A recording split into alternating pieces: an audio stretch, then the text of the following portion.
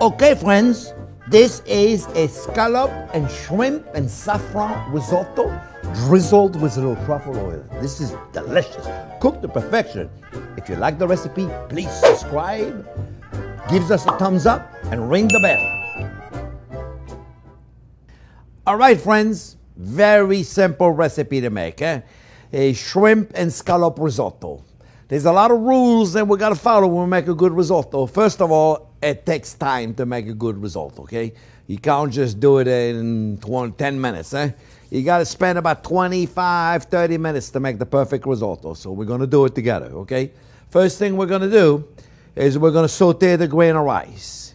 And the rice we're using is an Italian rice, super fino, arborio rice. It's a very short grain of rice. And we are going to, it's full of starch, and we got to extrapolate that starch to create a creaminess. We're going to show you how to do it. Normally, when you cook a rice, you put a cup of rice, 2 or 3 cups of liquid, depends what kind of rice you're cooking and how you're cooking it, and you poaching it. Means you submerge the rice with the liquid and you're poaching it. You can do it on the stove, you can do it in the oven, it doesn't matter. But this is how you do it. But the arborio rice, you braise it. You cook it 1 cup of liquid at a time. So that's what we're going to do. The first thing we got to do, we got 2 cups of risotto right here. 2 cups of rice. I was so busy telling you about the rice that I forgot to tell you, you have to add a cup of onion at the same time and saute those 2 together. And 2 cups of arborio rice. And well, the most important thing to do when you start your risotto, to build the texture, to build the consistency of the risotto, is to saute the grains of rice. To saute it right here. This is probably one of the most important things you can do. I mean, there's a lot of things to remember. It's very simple. You're going to know how to make the best risotto you can possibly make after today. It's very simple. But you got to follow those rules. First, we saute the grain of rice. Let me make sure I got my heat on. It was a little bit of olive oil. I usually like to put about a tablespoon of olive oil for every 1 cup of rice, roughly. So I have 2 cups of rice, so I have about 2.5 cup. Tablespoon of olive oil. I'm using a beautiful roasted garlic olive oil. That's another oil that you can find on our site, chefjeanpierre.com or chefjp.com. Roasted garlic olive oil. This is a fabulous olive oil, friends. So when you test it, it's really, really beautiful. So we saute in the grain of rice until they're slightly light and golden brown. Very, very light. This, I promise you, has to be the most important thing that we cannot violate if we want a nice, firm, al dente risotto with a nice bite to it. This is a must. You must take the time to do this. This you cannot rush it. And by the way, when I make a risotto, I like to make a risotto in a large pan versus the tall, skinny pan. Because the idea is to expose as much of the rice as possible to the bottom of the pan because of what I'm doing right here. So if I have a tall, skinny pan, it's difficult to make the rice from the top go in the bottom of the pan. That's why we're using that. This is a perfect risotto pan right here. It's called a rondo. Or a casserole. I'm not really sure exactly what you call them. Okay, but I think it's called a casserole dish, right? Or in a commercial kitchen, we call it the rondo. It's a seafood risotto. So what I'm going to do is I'm going to use some saffron. And I'm going to make a saffron fusion. And you make a saffron fusion to extract the oil of a saffron. Saffron is the most expensive spice in the world. It's amazing. It's really, really, really, really expensive, friends. I mean, a pound of saffron is like $2,000 or $3,000, and you can't even smoke the stuff. Hey, Mamma mia, look at it. Let me tell you why it's so expensive. I don't know if you can see, but I'm telling you right there, folks, each strand, let me see, you got to have a nice strand of saffron. Each strand of saffron right there, I don't know if you can see it, but a strand of saffron, each flower, the crocus flower from the lily family, is what releases the strand of saffron. Each flower has about 3 to 5 stamens. And it takes 200,000 flowers to make 1 pound of saffron, 200,000 flour. The flour is called the crocus flour. It's a beautiful flour from the lily family, and it's beautiful. So now we're going to put our wine. You see our rice is light golden brown, folks. A little bit light. It's a little wrong. And we're going to put a little bit of Chardonnay in there. Measure carefully. Measure carefully. We're going to start that Saffron Fusion right here, friends. And what that's going to do, that is going to deglaze the pan, and the wine will be all evaporated before we can start putting the stock. Okay, we're going to talk about that in a minute. But you see what's going to happen. What's going to happen is the saffron is going to release this amazing golden color. Some people said yellow. Yellow is behold or turmeric. That's yellow. Saffron is golden. That's why it's so expensive. And I'm telling you, that stuff is really, really, really expensive. And you can buy Italian saffron from the Abruzzo region, or you can buy Spanish saffron, Moroccan saffron. One of the best saffron in the world is really the Italian or the French or the Spanish. And you see it's starting to release the color. And you notice that I'm constantly mixing, and I am braising the rice, which means I do not put the liquid until all the wine is absorbed. We got to get rid of all the alcohol. So now, first thing I do now, I'm going to put my chicken stock. I'll talk about this in a minute. This is a beautiful, rich chicken stock that we make. Okay, and matter of fact, I made a video on the chicken stock. I'll put it in the description so you guys can have it. Well, we make a beautiful, beautiful chicken broth. We'll show you how to make one. And now what we're doing is we are braising the rice, which means we are putting the stock 1 cup at a time. That means you wait for cup number 1 to be absorbed before you put cup number 2. And then you wait for cup number 2 to be absorbed before you put cup number 3, and so on and so on and so on, okay? And look, I don't know if you can see. Oh, it's steaming there. But look, look at how beautiful the color is. You see? And now look at that. That first cup, boy, got absorbed like nothing, right? And you know what? I like to make the rice cream for more stock in between them. I find that it builds the creaminess. I promise you, this is going to be one of the best risotto you've ever had. Now, we're going to put 1 more cup of stock. It's going pretty well. And then I'll talk about the stock when I can relax for a minute, because right now I can't really relax because I don't want it to stick in the bottom of it. Okay? So look, you can. I'm going on high heat, but again I'm on gas, so it's a lot. At home I'll probably be doing on a medium high, because if I'm on too high, it's too difficult not to burn. Okay? Because I remember I want to dry it out between the cups. So I'm using a chicken stock, all right? And it's a seafood risotto. You could use a seafood stock, easy to make with a shrimp shell, and you can make a beautiful seafood stock. Or you could use a vegetable stock, or yeah, I mean, you can use a vegetable, a seafood, or a chicken stock, okay?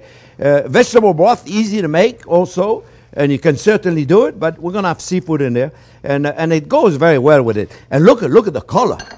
Look at the color. Look at this. It's really stunning. And the grain of rice have almost doubled in size. By the time I'm done, the grain of rice will be 3 times the size. All right. So we're going to push this aside a little bit, because we're going to start slowly with our seafood.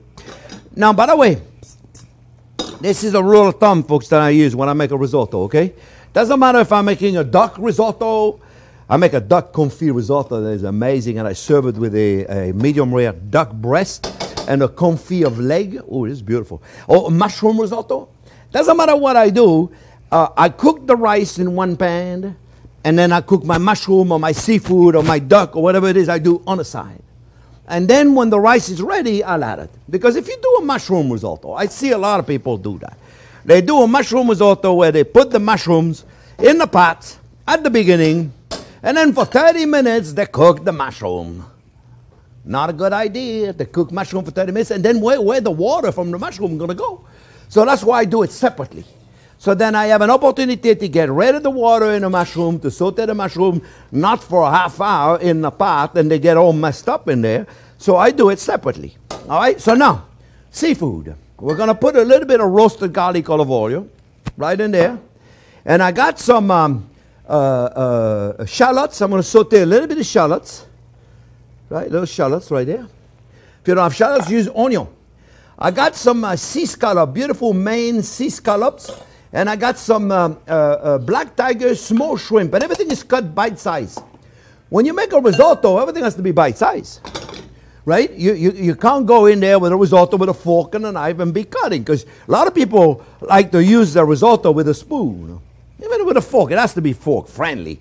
Okay? It cannot be then you got to go in there and chop it. I mean, do it however you want to do it. But I'm telling you, I think it's a lot nicer if everything is fork friendly or spoon friendly. We're almost there, you see? Oh, by the way. The chicken stock that I have right here, friends, has been measured. For every 1 cup of rice, 3 cups of stock. It's already measured, so I don't need to worry. I know that's what I'm going to need to finish my risotto. Okay? So now I got my shallots in there right there. I give them a little head start. I'm going to put some scallops in there. Like I said, everything is cut bite size. I'm going to put some baby shrimp in there. Everything is bite size. Right? Everything is done. I like a wok, but you know, fry pan is perfectly fine. Eh? We're going to put salt and pepper in there. And keep mixing, remember. And keep mixing on the side also. You don't want it to be attaching to the bottom of it. Eh? See, anybody can do this. Matter of fact, you know, cooking, I keep telling everybody all the time, it's the easiest hobby in the world to learn. I mean, what's complicated about what I'm doing here? Anybody can do this, right? We got tomatoes. The tomatoes, friends, have been peeled, seeded, and chopped. It's called a tomato concasse. You don't have time to do this? Chop up a bunch of cherry tomatoes in there. It'll be perfect. We're going to put some green onion in there. All right, so we got green onion. We got tomatoes. In a minute, we're going to put a little bit of garlic. And when the seafood is cooked, we're going to add it to the rice. Pretty simple stuff when you really think about it. Eh? How you notice how everything is so simple? Garlic, we're not going to put it in yet because if we put the, ooh, this is cool.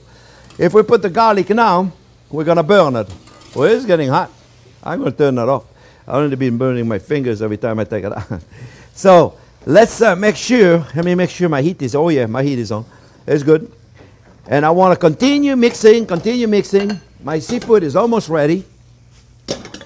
In there, folks, I'm going to put some cream sherry. I like a nice cream sherry, and I think I should have some in here somewhere. A nice cream sherry. There you go. I love Severy and Jane cream sherry. It's fabulous. And also, sometime, you know what I like to add to my seafood? Risotto is a little Ricard. A Ricard or Pernod or anisette. Anisette's got the sugar, so you don't really need the sugar when you make a risotto. But it's also nice if all you have. Believe it or not, another fabulous thing to put in your risotto is sambuca. Just a touch of sambuca. The anisette in there, it's fabulous for the seafood. We're starting to look good. We're starting to look good. You see the seafood is still cooking gently. Gently, gently, gently. When all the seafood is cooked, I'm going to put a little bit of the cream sherry in there. And it's starting to look good. If you notice, the grain of rice have about double in size. They have about double in size. Yeah, more than double, really. They're almost 3 times, which means we're almost ready.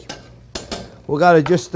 now, you know, if I were to make a French risotto, if there is such a thing as a French risotto, the French people would put cheese in there. But the Italian, they're not going to put any cheese with the seafood. My mom would disown me if I were to put Parmigiano Reggiano in. So it's up to you. I tell you the truth, I like it. I like it with the cheese in it, but I'm more French than I'm Italian, I guess. So I do put the Parmigiano Reggiano at the last minute. That's really up to you. But in a true tradition, the Italian, because my mom is watching, and I don't want her to be disappointed, then I didn't listen to her. So we got it right there, friends. We're going to put a little bit of cream sherry in there. Just a little bit. Measure, that you have to measure carefully. And a little bit of Ricard. You don't want to put Ricard is just anise. And so you have to be careful.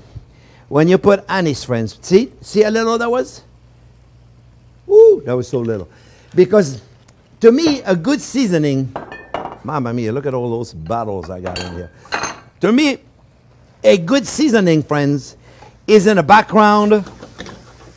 This is almost done. We still have a little bit of transparency in the shallots and in the shrimp, so we're going to go very, very low, but we're almost done. Yeah, let me go back to the seasoning, friends. The seasoning. It goes for everything. It goes for garlic. It goes for spices like cumin, like nutmeg, like cinnamon. I like them in the background. I do not like them in the foreground. No, really, especially right here. If I were to put too much anise, you wouldn't be tasting the seafood. You'd be tasting anise. What are you making, an anise risotto? But, no, but really, it'd be too strong. It has to be in the background. It's going to be delicate. Same thing with garlic. I like to put garlic. I love garlic. But I don't like to overdo it with garlic. If you overdo it with garlic, that's what you're doing. You're just overdoing it. Talking about that, I'm going to put a little bit of the garlic puree. I have a video on a garlic puree that I make. But let me tell you what it is, okay? It's just, I buy the peeled garlic, which is super fresh garlic, by the way. Everybody thinks it's old, but it's not.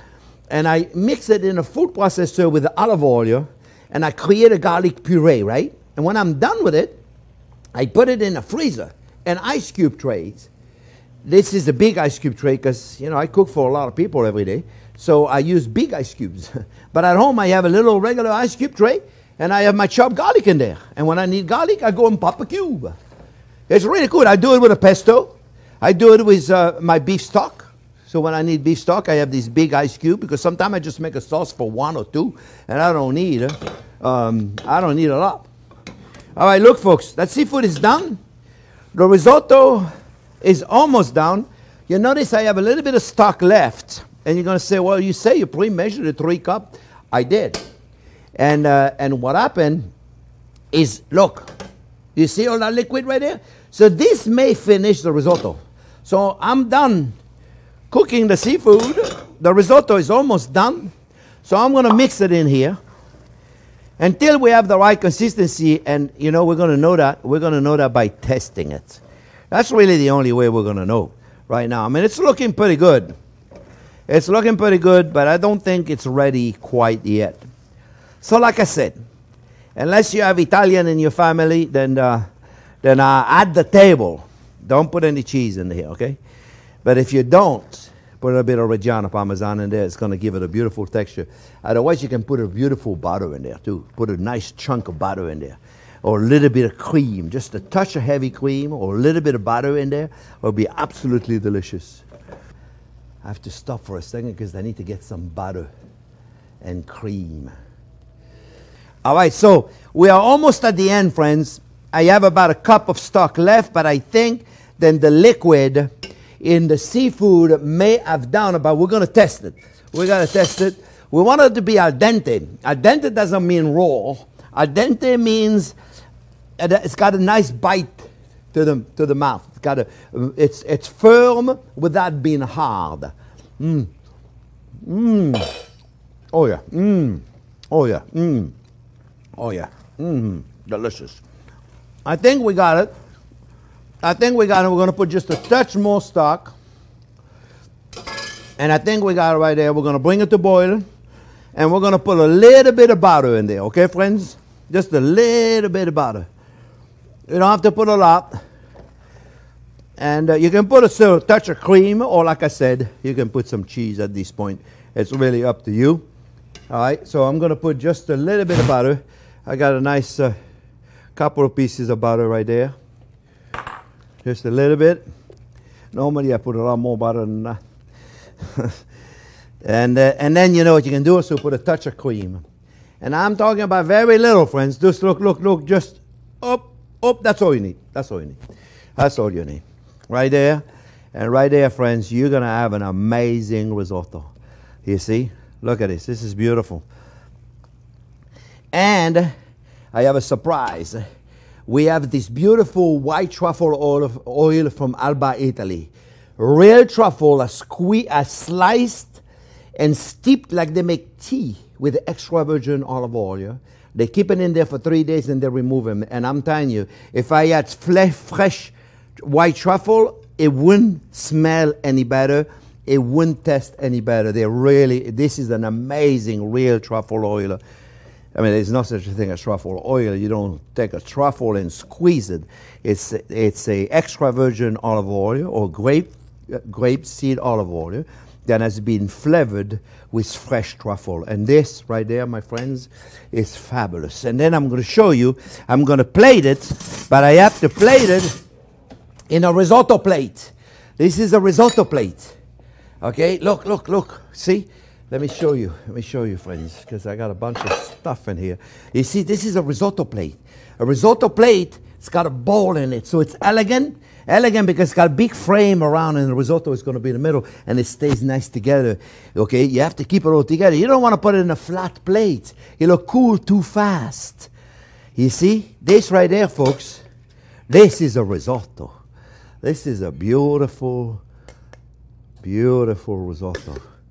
And then we're going to put a touch of white truffle oil on top of it, okay? You don't have to do that if you don't want to. But just a little bit, just a little drizzle of the white truffle oil on top of it. Just a little drizzle. Just like that. It's absolutely gorgeous. And I'm telling you, folks, this is going to be delicious. Absolutely delicious. Let me just test it to make sure it's good.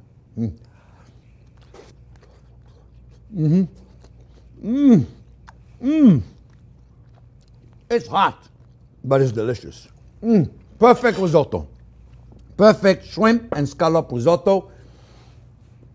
Guys, gotta make this. This is fabulous and easy to do.